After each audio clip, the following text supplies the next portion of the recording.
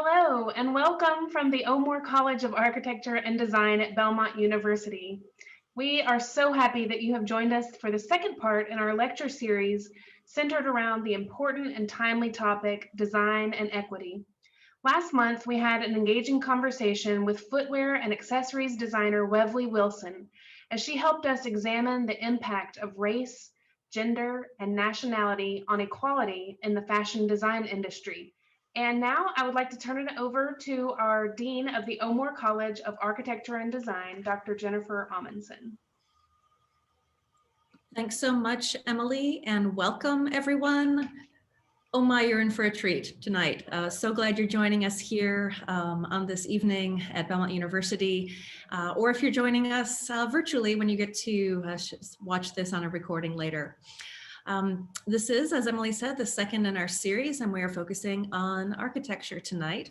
And a speaker from the firm of JGMA, which is a 20-person, 10-year-old firm in Chicago, which has a portfolio of diverse work that's been recognized far and wide for design excellence by such organizations as AIA Chicago, AIA Illinois, the Association of Licensed Architects, the Driehaus Foundation, and also it's been noted as one of the country's best firms by both Modern Luxury and Architect magazines. And it would be well worth our while to have its founder and president here to just talk about the way the firm is organized and to talk about their very cool buildings, because there's lots of them to look at. But like I said, their founder and president is here with us tonight with a more focused and more significant assignment. Now, when we established this speaker series for the disciplines here at the O'More College, I immediately thought of Juan Moreno as the perfect presenter to help us better understand how concerns for diversity, equity, and inclusion intersect with and challenge traditions in architectural practices. And I think his firm is uniquely suited to help us find a way forward with innovative design and improved practices for architecture. JGMA's philosophy, which emphasizes active community involvement, the understanding that quality design has a unique ability to influence civic life and transform communities, the understanding that quality design should not be exclusive to the affluent and also can most benefit those who can seldom afford it, are also so closely aligned with our college's values of collaboration, service, innovation, and empathy to make this presentation an excellent teaching opportunity for all of us here at the college. Moreover, I'd like to note that I've had the opportunity to serve on a few architectural design reviews for student work with Juan, who is truly one of the most gifted critics I have ever served in that context with. In addition to being an architect, philosopher, and humanitarian, he is a tremendously gifted teacher, and I'm completely thrilled that he has taken time from his busy schedule to join us tonight. So without further ado, Juan Moreno. Jennifer, thank you. That was all too kind. Everyone, I wanted to just take a moment before I get into this slide presentation and just because we're in this reality of a pandemic and I can't physically be in front of you, for you guys to get to know me a little better. So I am, as I like to say in many presentations, to make it clear, I'm an immigrant. I'm a product of a mother and father who wanted to live the American dream. I was born in Bogota, Colombia. We moved to Los Angeles in my youth, and my mother raised us and intentionally decided to stay in the United States, even though she had separated from my father, because of one reason and one reason alone, and it was education.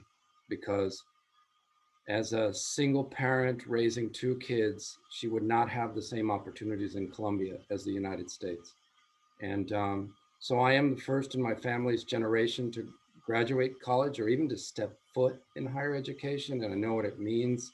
And so I often think about my mom in this context. Without her, I don't know what my future would have been. But it's one that I always think about my family in Colombia, and I think about that journey that so many people take that has to do with the topic that we're discussing tonight. equity and diversity, and just giving people an opportunity. So that's been a big part of me from the beginning, as you can tell. It was ingrained in me. So I moved to Chicago 20 years ago. I took a job offer, and I was grateful for it. I didn't know how long I'd stay, but I really thought I had nothing to lose, and it was one that I've always been uh, truly an admirer of the pursuit of ideas, and conceptual thought has always mattered to me.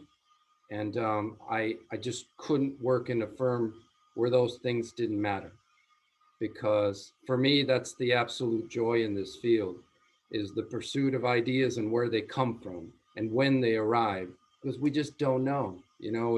There's no magic formula, as you guys know, in your early careers. It takes a unique journey. So when I moved to Chicago and I thought about, at least I'll give it 3 years, I'll give it a shot, see what happens. Well, 3 has become 20.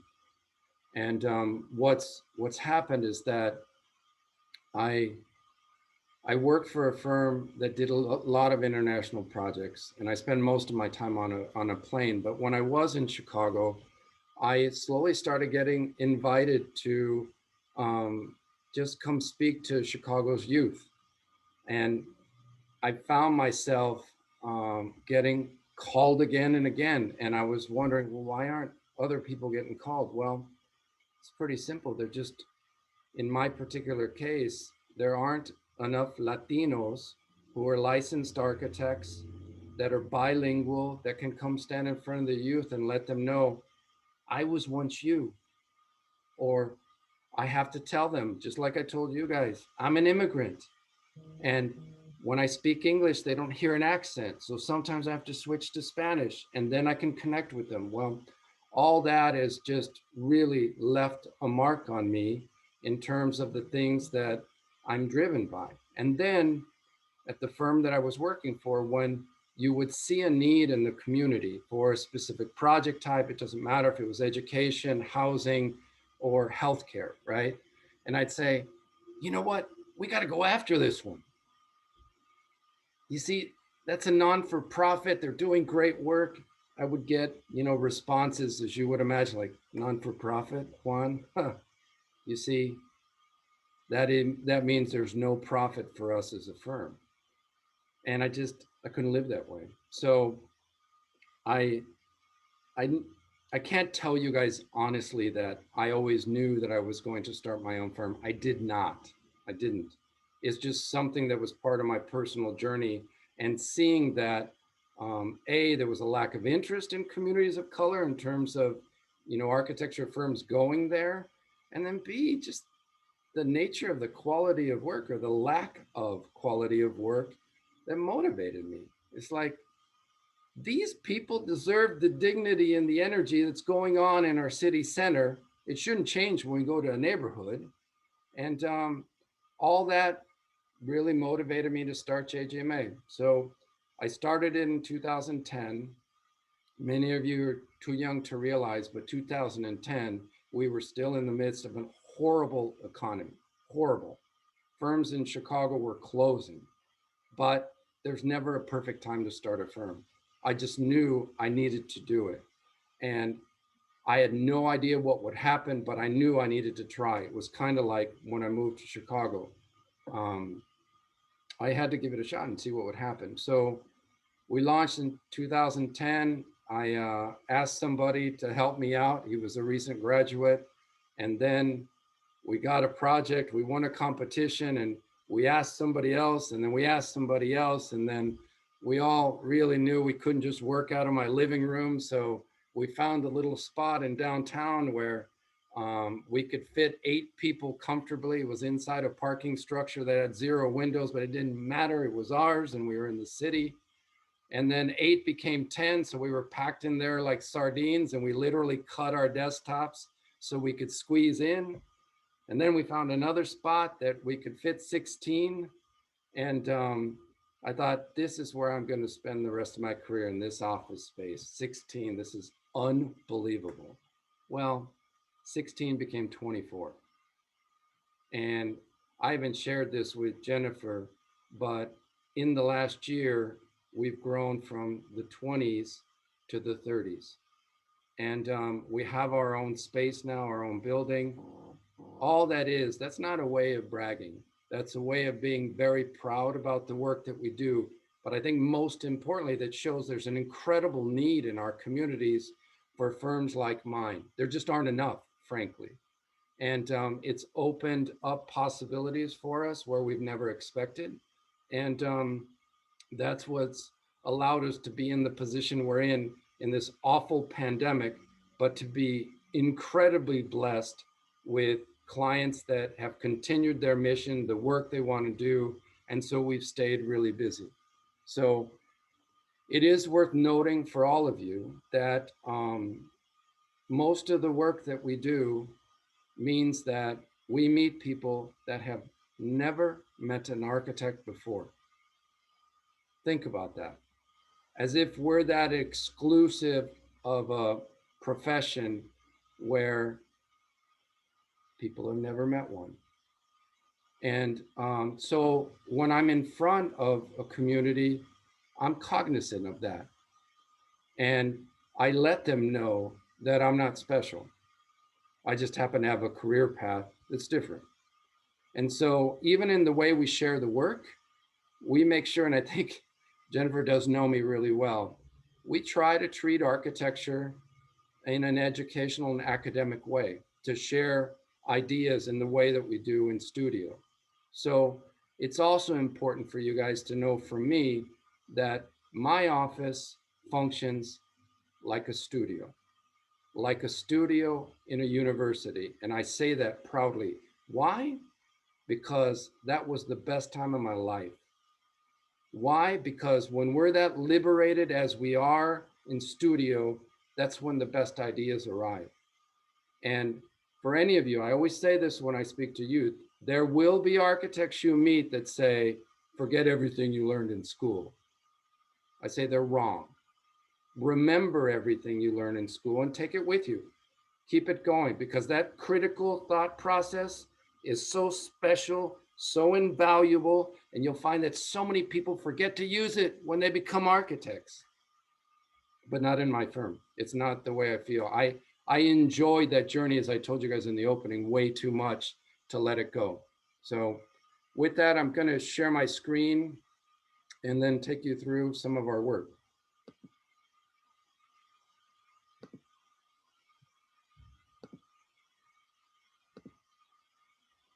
I hope you can see that. I did see a head nod. Good. That means I'm on the right path. So what I wanted to do is share with you 4 different typologies that are of interest to me.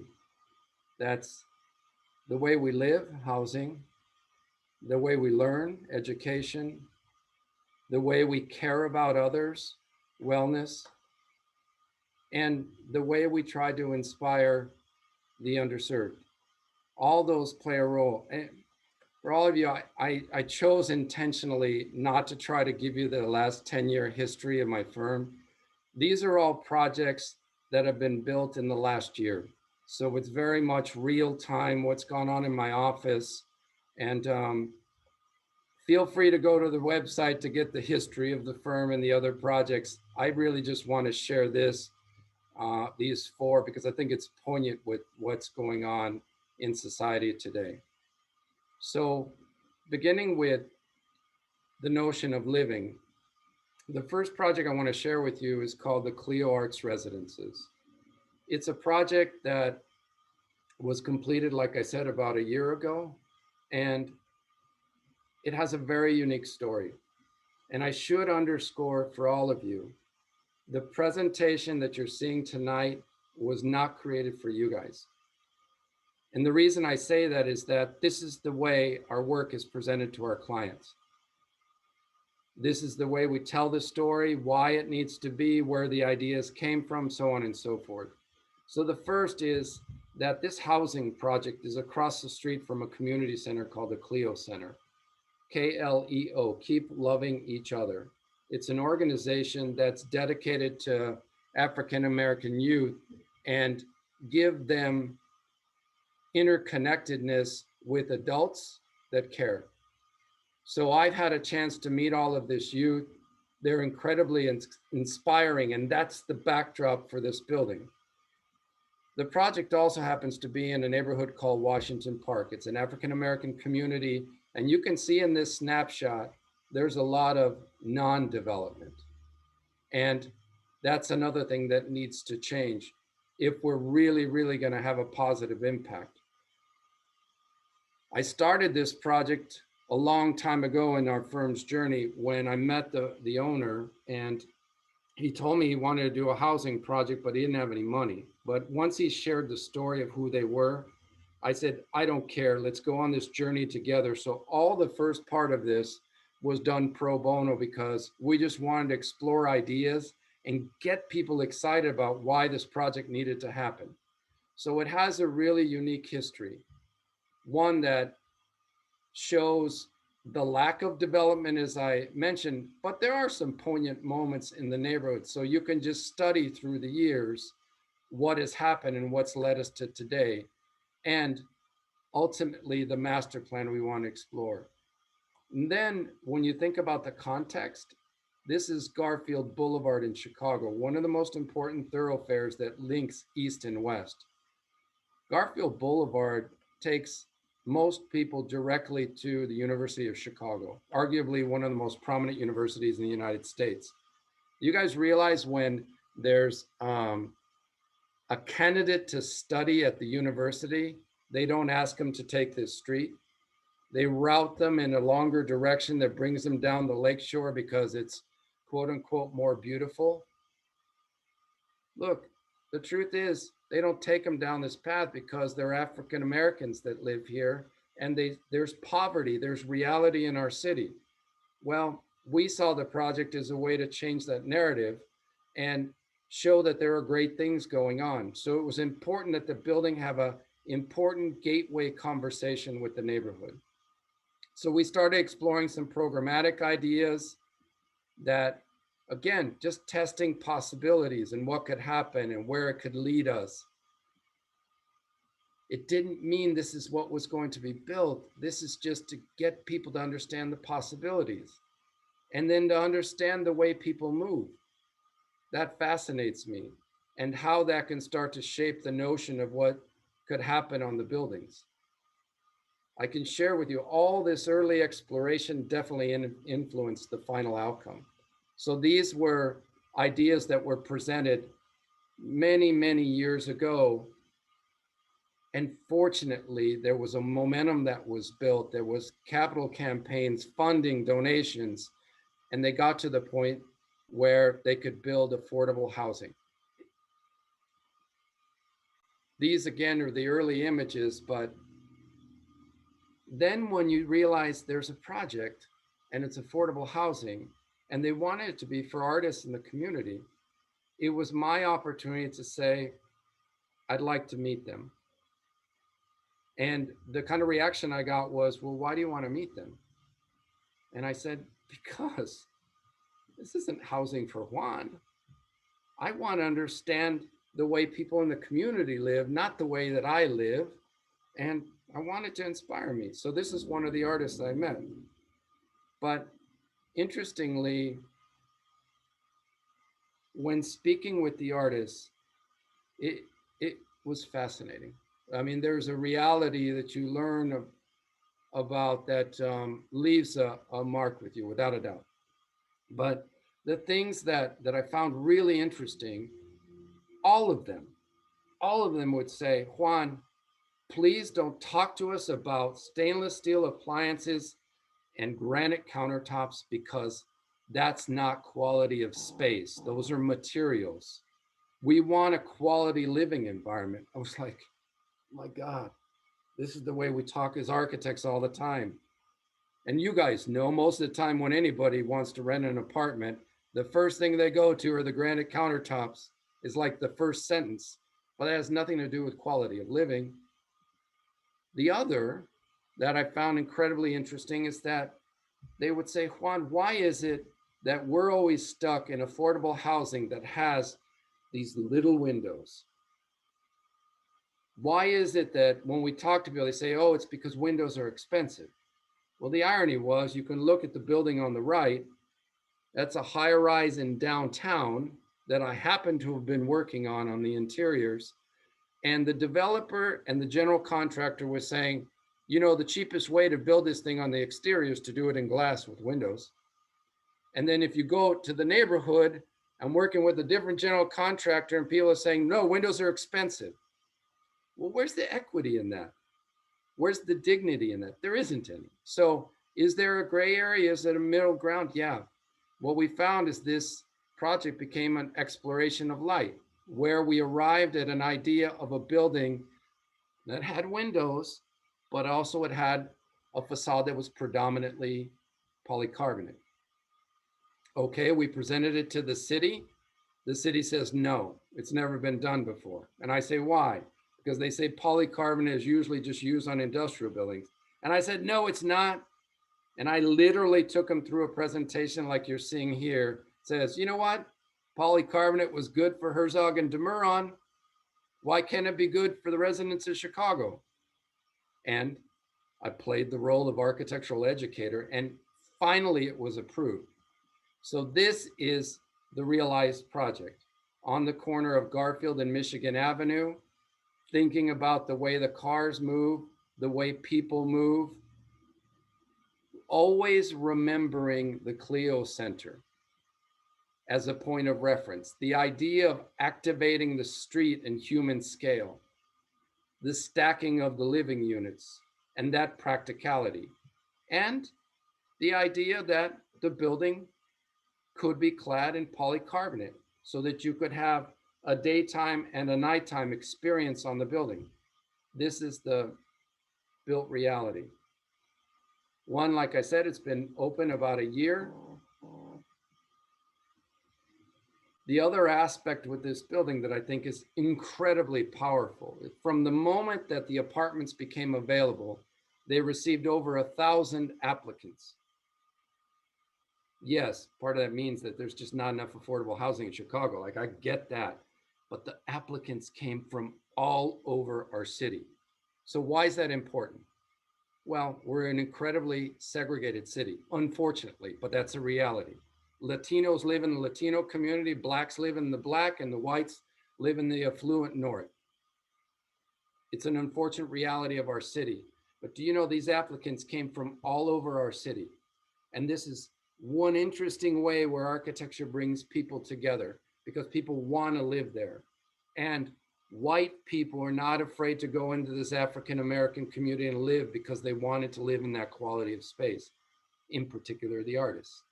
Same thing with Latinos. They applied as well. The other aspect that I found really interesting, and I have to admit this was not an idea we came up with, it's just a product of the nature of the way the building functions.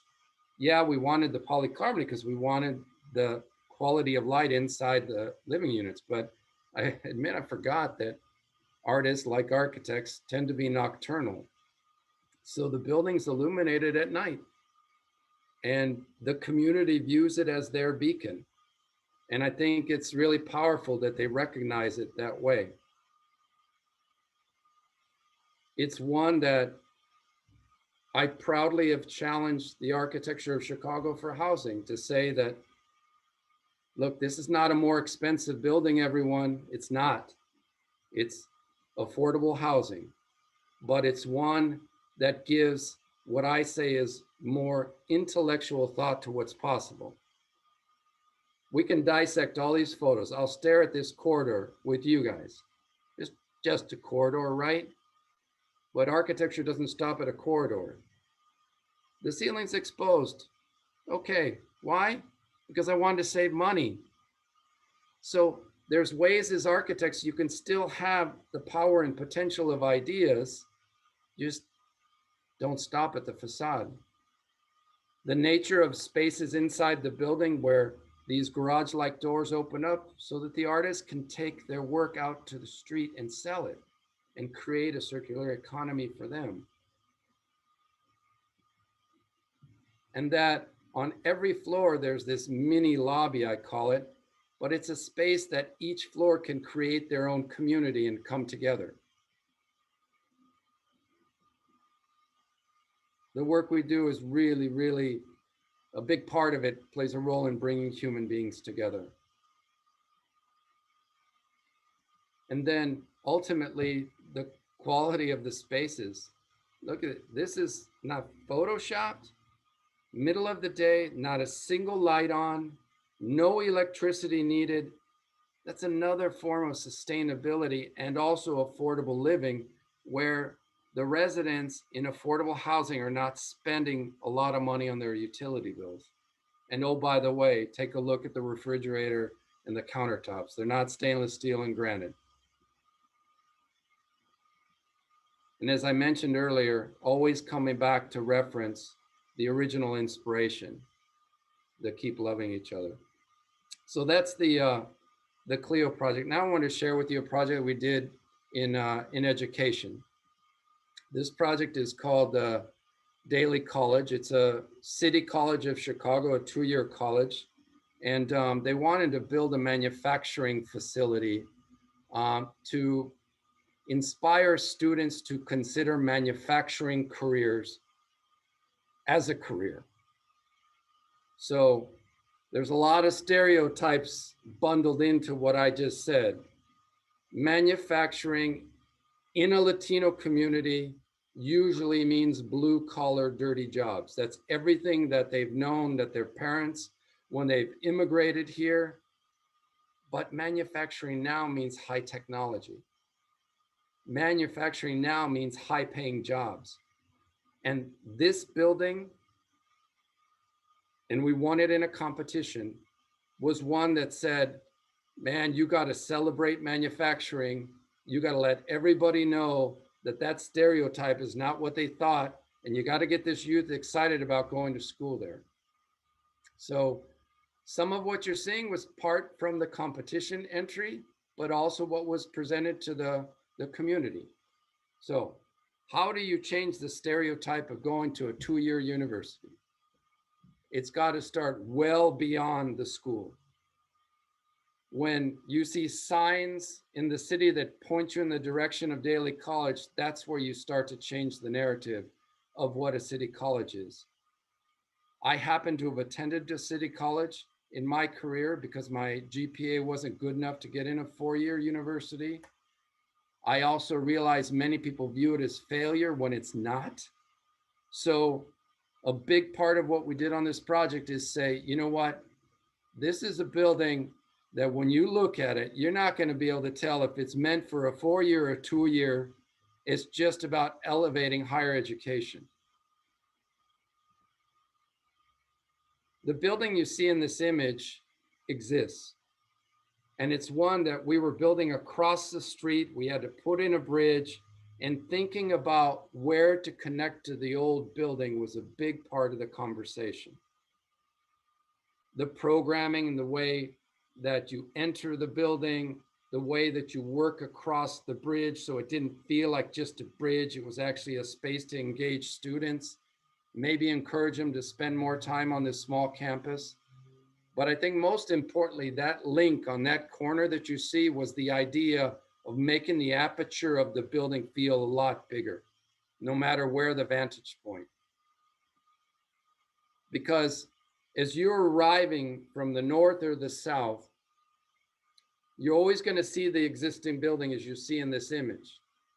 But when you grab onto that corner, the conversation doesn't just stop with the old one. It takes you and leads you to the new one.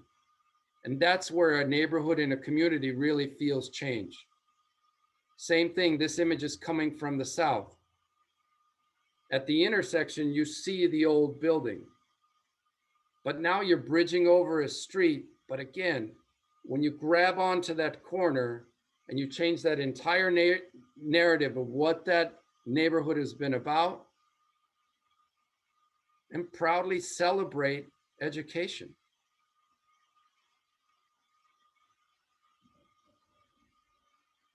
I think I have,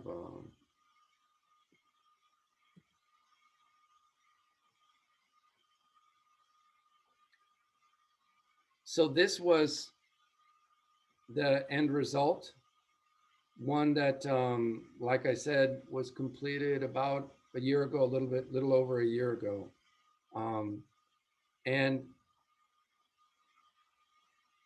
it has been incredibly successful from the standpoint of getting more students excited about attending these careers.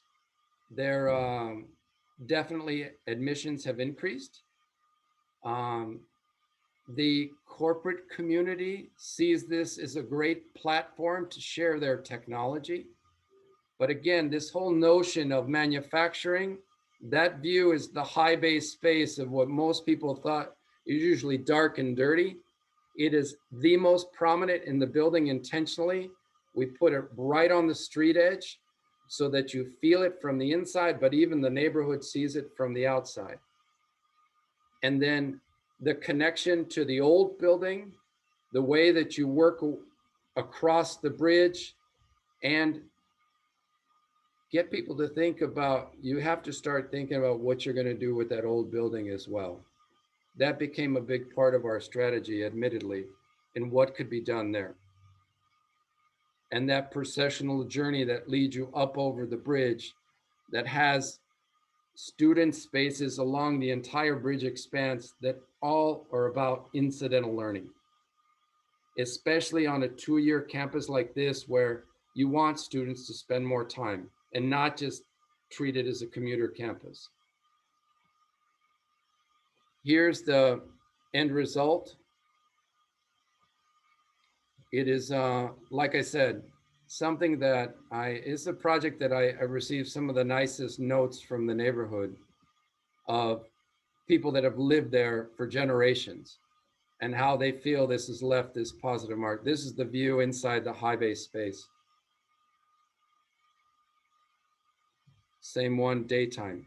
There are people in this neighborhood that take this route all the time that have no business going to Daly College, but now they know what Daly College is about. This is on the opposing side.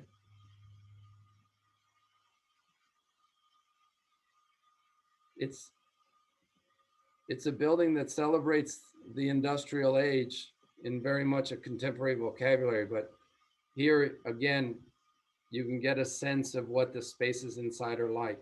If you look to the right and see the signage, that's another big part of what we do as architects: signage, graphic design, wayfinding. This was not sent out to another company to do it. It's actually the architect saying, this is a huge part of the entire storytelling of the building, and we want to take control of the graphics on the inside. The bridge, some of the spaces on the inside, the classrooms, and the link to the opposite side, the side that is the former building. So that was Daly College. Now I'd like to share with you a wellness project called Esperanza. It's also a project I'm really proud to say that last week we received word that American Architects selected this as their building of the year. So for us, community-based designers working for a non-for-profit to create a clinic that's been selected as the building of the year, can you imagine what this has done to the healthcare professionals that have had to live through this pandemic and what that's done for their spirits? They deserve it. So Esperanza, like a lot of work that we do, was going into a neighborhood that didn't get a lot of development. This was the site. There was nothing there, maybe a concrete wasteland. And it was the idea that we knew the building had to be pulled to the corner and have a conversation with the neighborhood. This is not one that we were going to put the parking in the front, set the building back. Nope. This building was going to speak to everybody, whether it was one intersection or the other. But it was also going to recognize what goes on contextually to the east, to the west, and that would start to inform the shape and form of the building. It's one that recognizes there are some people that arrive via bus, and they'll get dropped off in front and walk in. And there's some that'll park in the back and enter from the opposing side. So procession, you've heard me say it a few times, plays an incredible role in the way we think about buildings. Natural light, the landscape, and how the landscape is an extension of the building and a formidable part of thinking about wellness. All of these diagrams, as I'm sharing with you, again, remember, these were part of the project process and the way we shared it with our client. So programmatically, inside the spaces, space that's dedicated to the community, non-for-profits can come use it. There's another non-for-profit that they partnered with that needed a home. This organization is called Mujeres Latinas en Acción.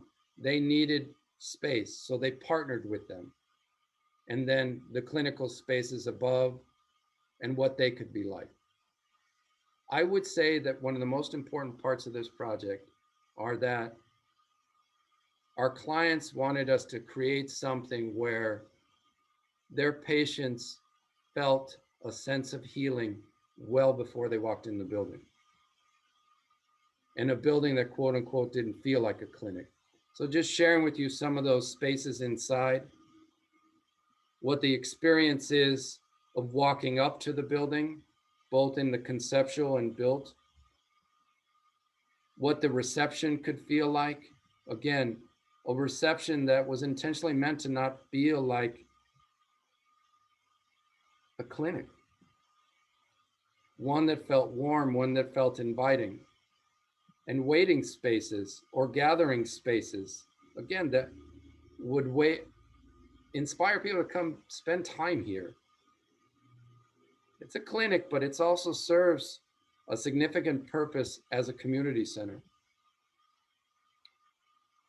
Learning kitchens, the idea of teaching nutrition to the community, that played a big role.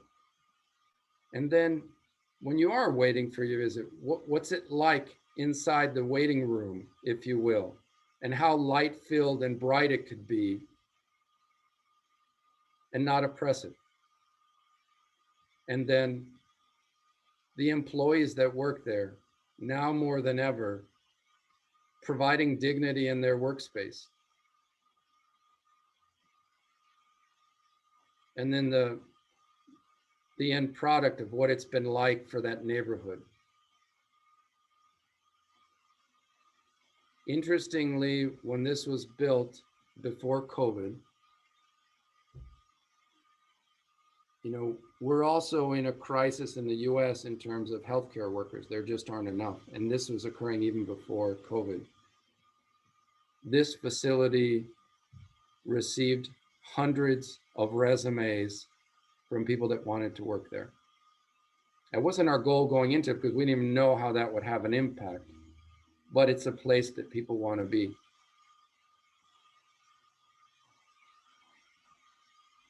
And lastly, I want to share with you a project that's a community center and the notion of how we need to inspire our communities through architecture. It's a project for an organization called SOS Children's Villages. It's located in Chicago. I had the pleasure of meeting them a few years ago, and I'd like to share with you just the story behind the project. So SOS Children's Villages provides housing for foster families, not just in Chicago. Actually, it's an international organization. And in Chicago, they have a wonderful legacy of hiring architects that they feel are differentiators in design, meaning they want to raise the bar of the quality of work. So in the past, they've hired architects like Dirk Lohan. For those of you that don't know the name, you should look it up. He was the grandchild of Mies van der Rohe. They hired Jeannie Gang to do a community center. And most recently, us. So yes, honored and privileged that we can be on that list. This is a community center. that they view as being the heart of a neighborhood, where the foster children could all come together in one facility, but also invite children that weren't foster children. So it's this beautiful linkage between foster children and a city and how all that could come together. It's a single-story building, one that we explored programmatically which spaces merit lower ceilings and which merit higher. It's still a non-for-profit and every dollar matters, but it played a significant role in the way we thought about the building's form, how it was approached, where intentionally it would connect with the neighborhood, and how this whole intertwining between the SOS children and the community could play a role in the way we thought about the building and plan, but also in elevation. So that this interesting linkage between what were the public spaces or the spaces dedicated specifically to the youth, the foster children youth, and what that could be. Also, we decided to pursue CLT as a construction type. And I know it's been talked a lot about in the news, but this is one that is one of Chicago's first permitted uses. Ultimately, we chose CLT as an idea because the notion of wood is very familiar to this youth. So they could walk into a community center and feel like it was an extension of home. So that played a role in the way we thought about the interior spaces. And in elevation, just like in plan, how could we create this language of the link between the foster children of SOS and the rest of the children of Chicago, and the way that they would be intertwined. So these were the elevations, and as you saw earlier, this was the end result. This one was completed in October. For the most part, some of the SOS staff uses it. So far, because of COVID, the youth have been able to tour it, but they're still not open for programs.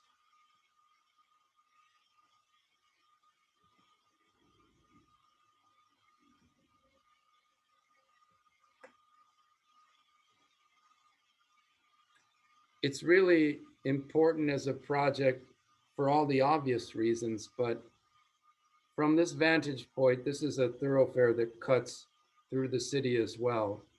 We intentionally made sure that people that have no idea who SOS is would drive by it and start asking questions who they were.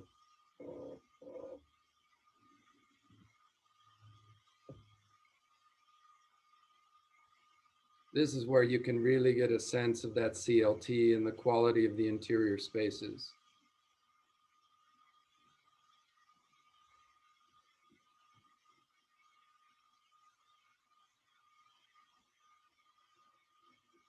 So that takes us through the presentation. Obviously, I'm here for questions, but one thing I wanted to do before I forget, because sometimes I forget, I get too into the responses. That's my email. Simply juan@jgma.com. I give you my word, any of you, in your journeys, if you write me an email, if you have questions, that I will always respond. It may not be instantaneous, but I will always respond. So I want to encourage you guys, ask me whatever you want. Entrepreneurship, what it's like to be a Latino, challenges, or what I celebrate as well, ask me. And you'll always get an honest response. So with that, I'll hand it over to all of you. Thank you. Fantastic. Thank you so much, Juan. That was really wonderful to see a kind of thematic walk through a few of your really recent works. And congratulations on the award for Esperanza. That's really exciting. And also Congratulations on the nomination for from it's Arc Daily, right? That has nominated the Clio Center as Building of the Year in residential design. So you're having a good Thank week, you. huh? Yeah, you know, these don't happen all the time, but yes. It's And, fantastic. and if any of you online still want to vote on Arc Daily, we're more than happy to take your vote. We will do that. We'll be on it in just a minute. I was intrigued by the, and I've got some questions here that I've prepared from earlier conversations with colleagues around the building. And then I'm also, of course, taking questions by email. So Okay. audience, please send them along. I personally was really interested in your description early on of your studio, of your firm acting like a studio in college or university, and how that's distinct and different from other practices you've seen. So can you tell us how that's different in comparison with what you see as maybe a more standard model, and why you think it's so important? So one thing I've found is that like I mentioned, we all know the studio experience in school because you guys are living it. Believe it or not, I once lived it. But it was really wonderful when you could just walk over to a fellow colleague and just throw out ideas. And sometimes they were quite terrible. But you know what? Didn't matter because you're just exchanging ideas. You weren't getting a crit, right? You weren't putting your work out there. I talk a lot about vulnerability. It's just the idea that if I can create a space where I'm encouraging the conversation of ideas as we had when we were in the university, I think the work's just going to be better, plain and simple. I also think that where my office is different, I enjoy working on buildings. I enjoy planning. I enjoy interiors. I enjoy graphic design. I enjoy wayfinding. I enjoy product design. It's a way of saying that I enjoy the creative process and I don't like to label it. So in my office, I don't have an interiors department. I don't have the buildings department. I don't have the education, the housing. We're all architects. We're problem solvers. And I think that's another thing that makes our office different. That being said, you know, sometimes we meet clients that'll come in and say, hey, we have a housing project. Show me how many housing projects you've done. Right away, I know we're probably not the firm for them because I'm not out to just brag and boast about quantity, right? What I'm interested in is talking about solving specific problems in unique ways. And so I always tell my office, I'm going to be the first to put out the bad ideas because I have no shame. It doesn't, you know, a bad idea doesn't faze me. But I think by doing that, to sit at a table with the office and just put something out there and admit, oh God, that's awful. You know what? Out of awful comes great. And I can't tell you how many times we've gone down the path of exploring something that made us cringe when we saw it up on the screen. But out of it, we were able to really pull something out that we never expected. And I'm just a big proponent of giving ideas a chance. And a chance means it doesn't have to always come from Juan. It can come from a recent graduate. It can come from an intern, or it can come from a seasoned veteran, right? And I think that's the kind of environment that I want in my office. Because the other part is, you know, I've worked in other firms. I've worked in firms that are compartmentalized and firms that have a design department. They work on something, hand it over to the construction document department. There's no way you're going to have the same conviction and passion when you hand things off. I tell my office, if you're working on the design, you're going to work on the realization of that project because you know what? When it comes time that dollars are going to be discussed and you know, a budget or a building's over budget and we have to refine things. And you know what, that detail that you spent all night working on because it was so dang cool now has to be taken out. I want you to feel that pain because we've all felt it. So then let's find new ways that we can get those ideas resolved so they can meet budget. You know, but you use the word vulnerability, and I think, you know, what it speaks to, what I'm hearing you say is there's an environment in your firm that you've been able to foster that allows for that exchange of ideas. And so the brand new green intern doesn't feel badly about saying, here's an idea, or might even be, you know, enthused and engaged. And it speaks to also the sense of collaboration. And so I was wondering if you could tell us about sort of the collaborative spirit, how that works in your office. And also, I know you have partnered with other firms for some, for other projects. So how does that work when you're working firm to firm also? I'll start within our office and then collaboration with other firms. I got the good and the bad on the collaboration with other firms, by the way, so we can touch on both sides of that. So it's interesting, Jennifer, with COVID. This collaboration piece is the part that I'm missing the most. For me, it's tough to look at a screen. We may be able to do it live, but I admit to all of you, I've been struggling with it. And so when we're really in the depths of design, and this is like the best answer I can offer you guys, we all sit in one room together. And whether it's some with laptops, some on a big whiteboard, some with pieces of models, whatever it might be, I think being together is critical, because that way we're all hearing all the ideas going on. There may be parallel investigations that go on, and that's okay, right? Or they may be investigations that have nothing to do with one or the other. But I think being able to hear all of it is so critical in real time. And but that has had actually a big impact on us in the last year, and what I've missed, like without a doubt. The part about collaboration with other firms. So we pursued the competition for the International Airport at O'Hare a couple of years ago with Norman Foster. And interestingly, when the competition was announced and several firms reached out to us, international firms,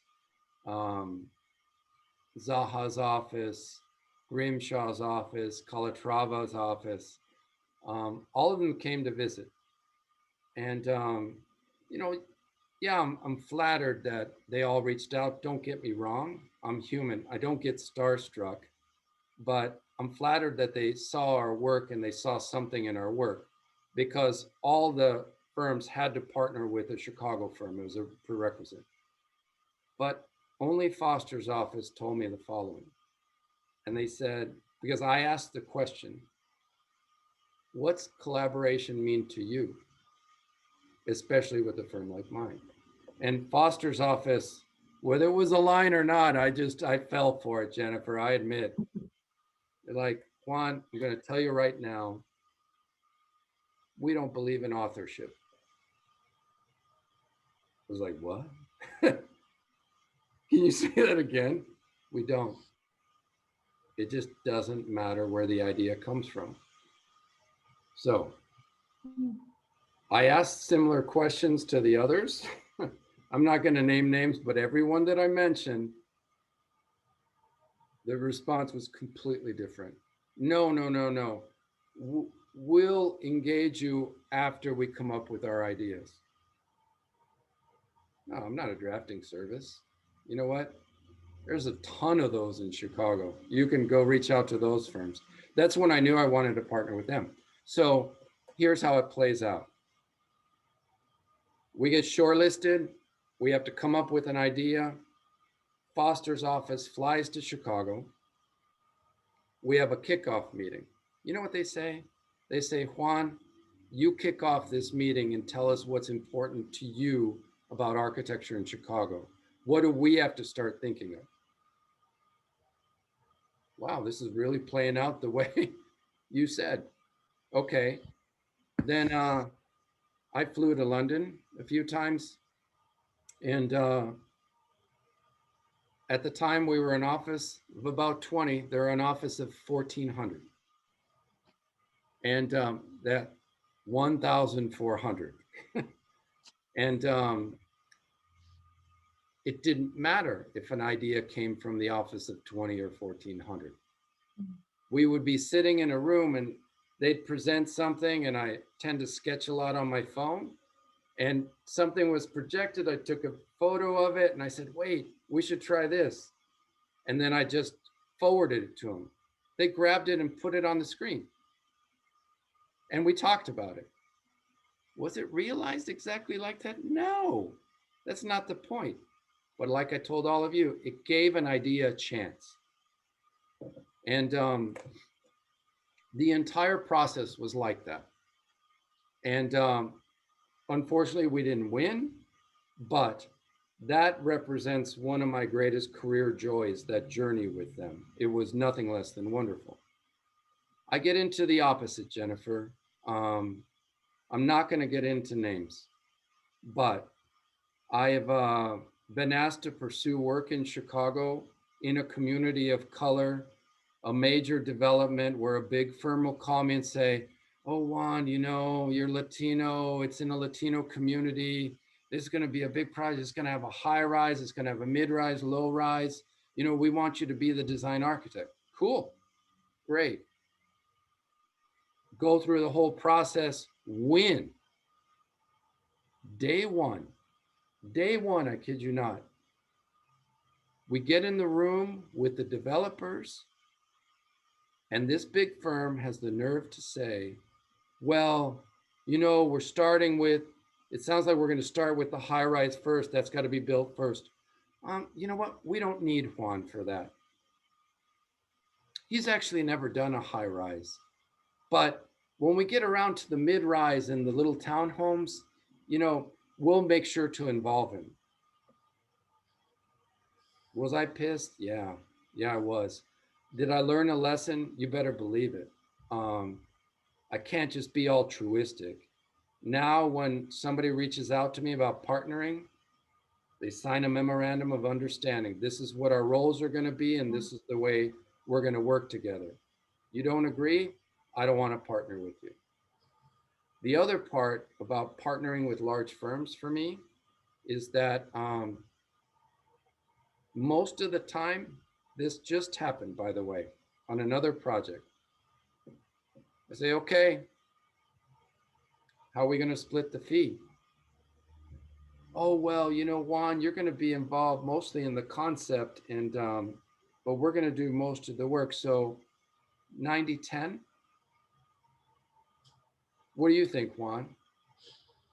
Is that, I don't think you've done your research on the work that we've done, and 50-50. 50-50. So obviously they weren't thinking that way, but when I partner with small African-American firms and small Latino firms to pay it forward, you know what I do? I say 50-50. And because we have to get the industry to stop thinking just because I'm a minority that I'm only capable of doing a minority part of a project. That's a big issue still, like without a doubt. It's a big issue through all the success. We have a long way to go, a long way to go.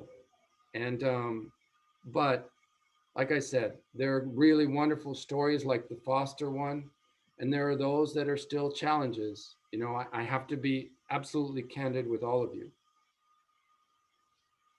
Yeah, that is, you know, that's discouraging, but it's always good to hear the realistic stories, because just as, you know, and I think it helps us, and certainly, you know, students who might have their eye on one day they'll open their own firm, to already be somewhat guarded, so they know what they're getting into. That's just realistic. Now, I also wanted to mention that I'm glad you brought up the partnership with Foster.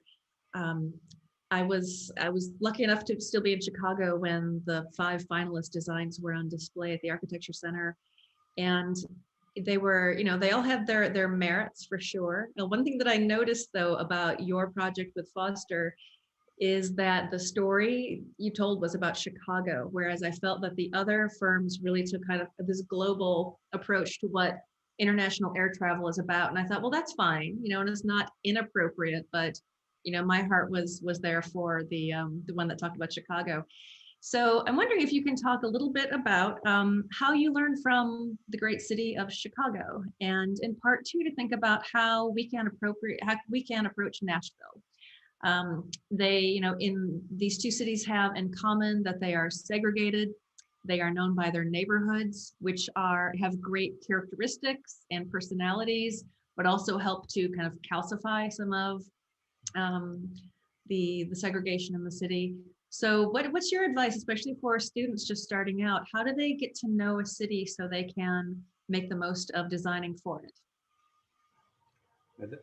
I think, you know, one, thank you for those comments about our submission. And I am very proud that the design was deeply rooted in Chicago. The best advice I can give for the students is, and I'm going to try to give you like tangible examples of what you don't want to do. Never underestimate those communities. Period. Just don't. Listen, because out of that listening, you're going to find inspiration that you never dreamed of. Never. It'll blow you away. It might be as clear as the story I told you about the windows and affordable housing, but I'll tell you another one. We're currently working on a middle school in a community that's half Black and half Latino, poor. And it's in a suburb, a northern suburb of Chicago. Typical suburban school in that there's a lot of land, unlike an urban school, right? And so we went to go meet with the community and meet with the youth, like just understand what's it been like to live in this community. During those conversations, the youth, time and time, would say to us, Juan, we're tired of being invisible. We want to be seen. We want to see. Now, think about that. Like, how powerful is that, right? And out of that came the idea that it totally gave birth to this idea, by the way. We're going to make the building vertical. It's a 5-story middle school. In my life, would have I ever dreamed of doing a middle school with all kinds of land in 5 stories? No, there's no way. There's no way. That idea, the genesis for the idea, is from that youth and that community. So if you listen and engaged with those communities, your life is going to be enriched, but you're going to surprise yourself with the possibilities. That's a big part. I also think that let's talk about a Mexican community, right? Just to discuss this. So if there's a new project in a Mexican community, the last thing you want to walk in with is say, oh, you know what? I'm going to be contextual. Here's an example of an Aztec ruin, and we're going to put that on the facade. I didn't make that up. That's what happens. And it's sad, right?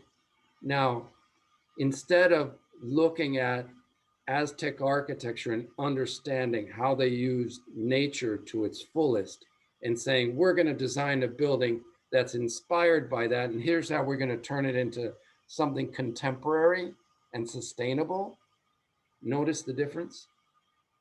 That just happens way too often in our city. What else you don't want to do is go into a neighborhood and then work on a project and say, oh, you know what? Yeah, we're thinking about the neighborhood. We'll do something black. We'll do something Mexican. Trust me when I tell you I've heard other architects speak that way. Just being honest with all of you. So you've heard me say, and even in our work, the neighborhoods merit inspirational projects. They do. And there are so many examples, especially in Chicago through time, of the same architects you've heard of, the Wrights, the Sullivans, the Burnhams, that did work in the neighborhood too. Mm-hmm. But it's not usually part of the cool tour, right? But in fact, there's a legacy of that. And I remind people of that all the time. I really do. So I think, like, for me, designing in community, those are like the most important parts, without a doubt. Well, you know, you gave us evidence of the quality of your buildings attracting, you know, gobs of applications, people who want to live in them, work in them, and so it speaks to that they act like a magnet. And you know, neighborhoods are good when more people want to live there. So can you go a little bit farther? Because this is a good segue into a question that came in from one of our professors asking how you manage sort of the physical context of a place. Because you're in, you know, historic neighborhoods with a certain kind of scale, material palette, et cetera. What's your approach to those kinds of traditions when you begin to design your contemporary work? So you can't get away from history in Chicago. You can't ignore it, right? And I think I'm constantly inspired by it. Now, somebody may look at our work and say, what? Or I love to joke with people that don't know this factoid about me, but I was once a commissioner of Chicago landmarks. Like, I love that part of our history, right? So we often engage in conversations in historical context, or, you know, lately we've been doing a lot of work where we're repurposing an old building. And how do you do that? You know, do you just replicate the past? Or do you use that as a springboard for an idea that's contemporary? Or do we look at, you know, a new building in a historic context? Like, we're working on one in what we call the West Loop, where we're doing an 8-story building and it's next to a 2-story. Well, from a human scale standpoint, and you're walking down the street, our building feels like a 2-story building. And you know what? The 3rd floor is completely pulled in, and then the rest of the tower goes up. So when you look, it's one that's absolutely inspired by the context. So I think that, like, as architects, this historical setting is also a wonderful, like, breeding ground of ideas that should not be just about replication. They shouldn't just manifest themselves in saying, okay, that one's brick, you're going to use the same brick. Oh, interestingly, that one's brick, but you know what? That brick has a pattern. It has a proportion, it has a scale. Now, how does that translate into what we're doing here? Mm-hmm. So that definitely plays a role. I didn't get into this on the Esperanza one, but if you look at that orange facade, it's actually one that depends on your angle of inclination. It either looks reddish or orange. That comes from so much brick in that neighborhood, right? Mm-hmm. So that definitely plays a role in the way we explore ideas. Yeah, absolutely, without a doubt. Yeah, well, I think it's, you know, it's especially interesting in the work that you've shown us here, which are so sort of culturally anchored, these projects. And so it makes sense to tie into culture, but I'm not aware of any cultural communities who think of themselves as being, remnants of the past. So it makes a lot of sense that there's a pride in heritage, but also a recognition that we do live in this century, and a place like Chicago is continuously reinventing itself, right? And that's part of it's interesting kind of friction and push-pull in architectural design and so many kinds of design, right? Right, absolutely, yeah. Great. Another question about the work, and this came from 3 different people. So I'm just going to, same concept. I'm going to try and put it in one big ball that just says, what's up with all the color? So where do the colors come from? How do you decide? They're bold, they're rich, people are responding very favorably to them. And I think your answer here can help embolden them to use color in their own work, perhaps. Oh gosh, this is one where I'm just going to bore all of you with my response. As I mentioned to you guys, I'm Colombian. My wife is Mexican. And if any of you have been to Mexico or been to Colombia, color is no big deal. Look no further than Luis Barragan. Color is no big deal. We come from cultures that are celebrations of life. And I do think that I look at buildings as celebrations. And so contextually, yeah, when I'm in a Latino community and color plays a role, that's very familiar to that neighborhood and very familiar to the generations. Maybe they haven't seen it since they left their homeland, right? But it certainly takes them back. So I do think that color does play a role in terms of, yeah, it's part of my legacy, right? And so I admit that, but I never consciously thought about it till, recently I get a lot of questions. But I also think there's a lot of power in the exploration of color, right? Mm-hmm. And the way you can really impact the way people feel, their moods. And I think that's something, the psychology of colors is something that as a firm, we're just scratching the surface on in what that could be. Interesting. So is it a purely aesthetic choice? Do you talk to the clients about preferences? Do you have color psychologists in the firm who are offering their ideas? We have, but that's really interesting you say that. And sometimes, frankly, it's just opinion. And boy, I've been in meetings because, it's really interesting. We can have a provocative form that we're putting in front of a client, and they'll just be like, wow, that's great, Juan. Yeah, that's what we want. And then I'll show an interior that has an orange. I'll say, oh God, that's awful. Why did you pick orange? So the color does elicit reaction, right? So I would say that in our projects, the choice of the final color has always taken the most time, like without a doubt. But yeah, so some of it has to do with branding. So Esperanza, their logo, their actual logo is this hue of yellow to orange to red, and it plays in that field. So the building is a stamp of the brand. There's the Clio project that I shared with you guys that has a floor intentionally. The ground floor is yellow. Then you've got green, you've got blue, you've got red. If you look back to the mural, all 4 of those colors come from the mural. And on that one, when we presented it, I can remember that there were people on the development side that said, no, we hate those colors. And I said, no, let's go over to the mural. You'll see this isn't about an architect trying to force an idea. We've got to bring the message of the mural in the building. And once it was explained that way, it wasn't even a question.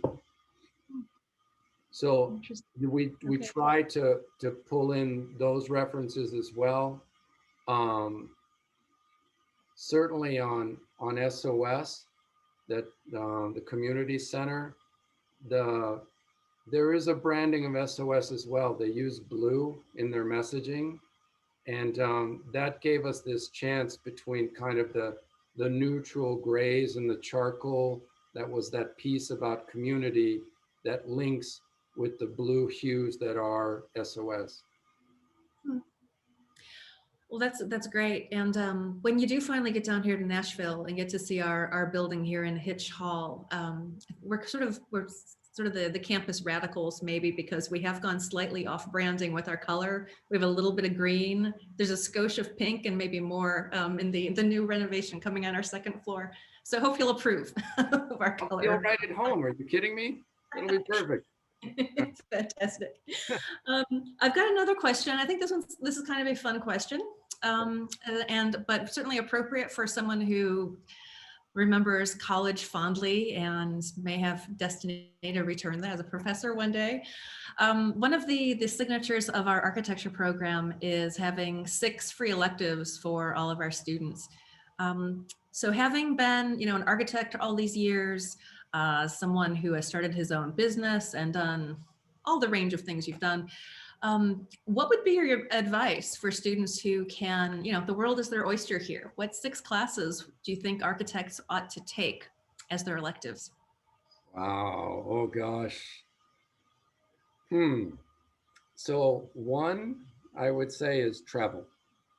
If any of those electives have to do with leaving Nashville, going to another place, go. Just go.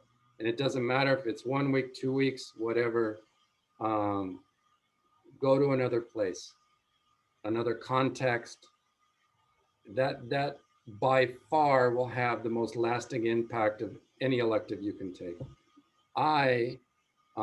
When we moved from Colombia to Los Angeles, didn't travel anywhere. We just didn't have the resources to travel. And when I got to college, ultimately, they had a program in Italy. And I was fortunate enough to get accepted to go. That trip changed me. Now, I can talk about all the obvious things of what it's like to actually feel a building and not just look at a slide.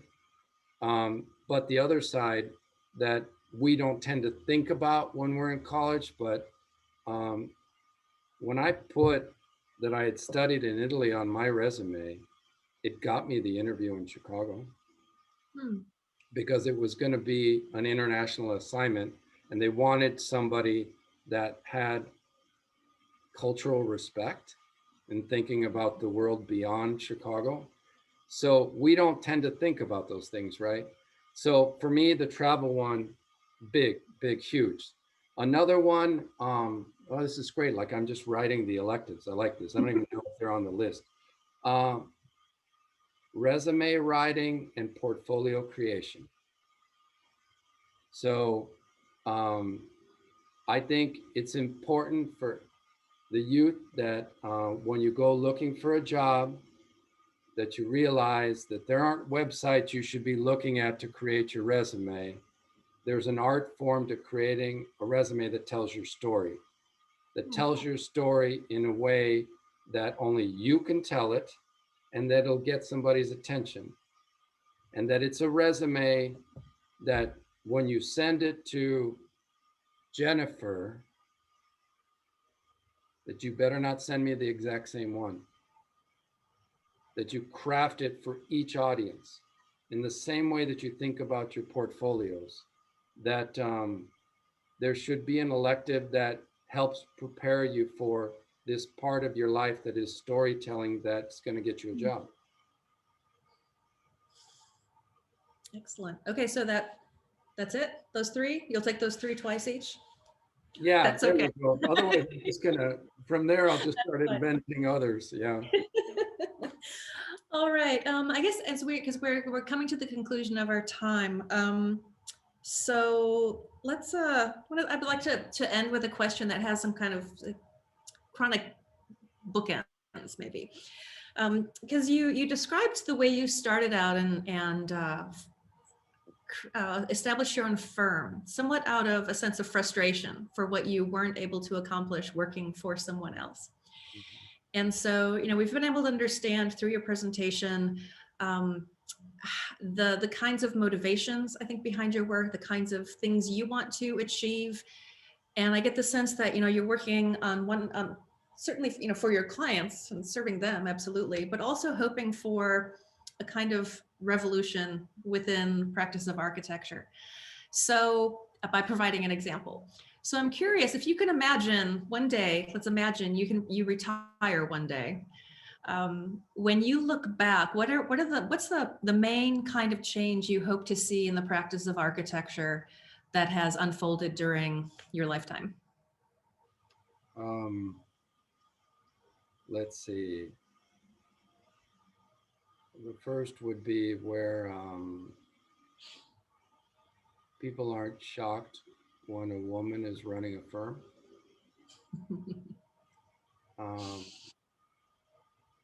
That we don't even use the term anymore, minority participation on projects. Right? It's really about talent and skill sets.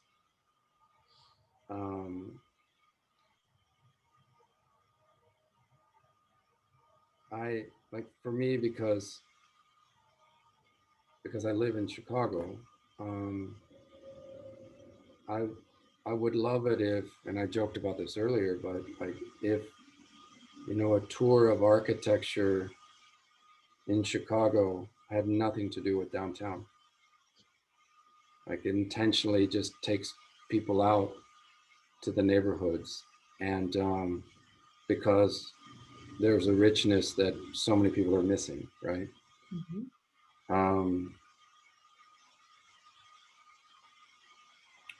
I would love to. I'm super competitive, you guys, but I would love to see a scenario in our field where firms won work because of merit. It doesn't happen all the time.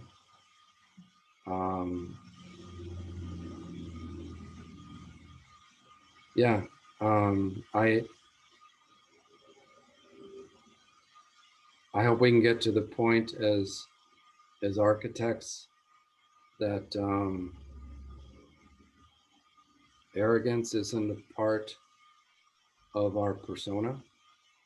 Confidence is important, but I just don't think arrogance has a place. And maybe, just maybe, get to the point where when we meet people that they no longer say, hey, I've never met an architect. To me, that would be quite beautiful, right? Those sound like great goals to me. And students, I hope you were listening up, because you're in the driver's seat, or you will be soon enough. You can help make these great changes happen. So Juan, any final words to them? No, I'm grateful that you guys take the time to listen.